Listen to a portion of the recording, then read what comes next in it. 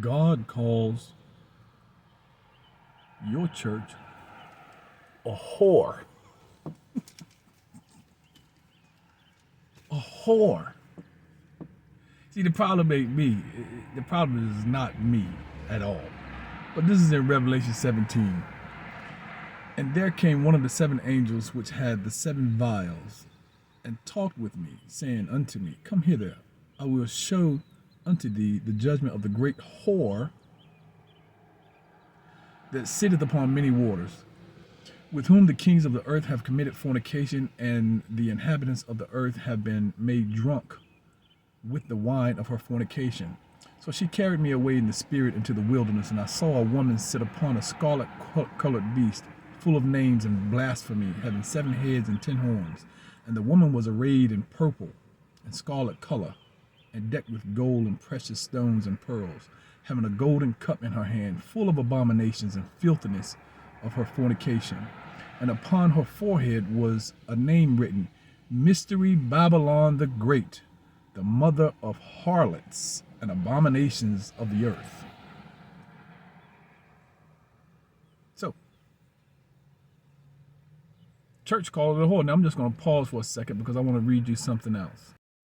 So then it says in Revelations 17 verses 15 and 16, it says, And he saith unto me, The waters which thou sawest, where the whore sitteth, are peoples and multitudes and nations and tongues, and 10 horns which thou sawest upon the beast, these shall hate the whore, and shall make her desolate and naked, and shall eat her flesh, and burn her with fire. Call your church a whore, a harlot. I wonder why. When you think about Jimmy and Tammy Baker, right? Jimmy was hitting all them hoes, wasn't he? Tammy, I don't know how many hundreds of thousands, if not millions of dollars she was spending in your tithes, because you're tithing to the wrong God. You were tithing to the Antichrist. How much money she spent in plastic surgery? What about Kenneth Copeland? That dude just looks straight up evil with his $65-70 million planes. He said, Tyler Perry, it was an offer that I couldn't refuse. He gave me the jet plane. There was one point he says, Don't you say that. Don't you say that. These boys, these are demons. These are demons. Benny Hinn with his infamous jacket. I promise you I need that jacket. I need to get me a Benny Hinn jacket. You can rob a damn bank with that jacket. That boy swing that jacket and the whole congregation pass out. The whole line of people, he just swing that jacket. I wonder can I get that jacket off Amazon. Creflo Dollar. Creflo Dollar said, I've raised people from the dead. I've healed the sick. I've did this and I've did that. Oh, yeah? Well, you're doing this in the wrong place, Creflo. You need to be at the hospitals doing this instead of doing this fake shit on TV. You a joke. You guys think you're getting away with something, but you're not. Surprise, I got a surprise for you in my next video. You ain't getting away with shit. So then you have Joel Osteen. Joel Osteen doing Hurricane Katrina. All those hungry, displaced people flooded out of their homes. Some were being raped, some were being murdered. All kind of just chaos was going on. Joel Osteen said, you can't bring them up in my church. You can't bring them up. Forget the women and children and people of God. He said, you can't bring them up in my church. That's Joel Osteen. All right? Surprise, Joel. I got a surprise for you, buddy. Billy Graham, Charles Stanley. Those boys, they laid that strong foundation, that strong propaganda.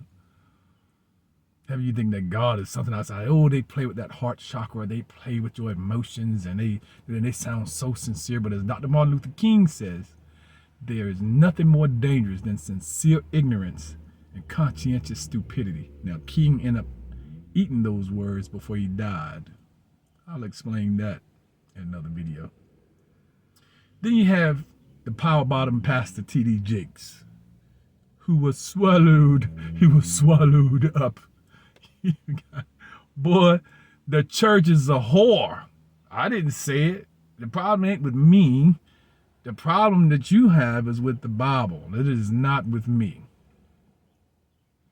Then you have the pastor, the young pastor who spit in his hands and rubbed his hands, spit all in the dude's face as it was dripping down. I'm about to throw up just thinking about that.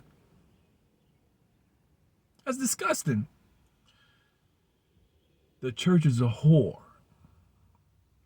The church is a robber, a thief, a fornicator. Now you got all these gay pastors and you got these so-called Christians who's accepting that bullshit. But guess what? You're coming back to do all that shit over again. You do it all over again because you missed the mark. That's what sin means, to miss the mark. You're coming back, don't fret, and you're coming back at a level you deserve. That didn't come from me. That came from your scripture that your pastor don't talk about because he's so busy going off of the narrative that they have set. Your conqueror has set and set up universities studying your shit. Because you don't want you got to preach this feel-good gospel that everybody likes to hear and wants to hear. About money, prosperity, preaching.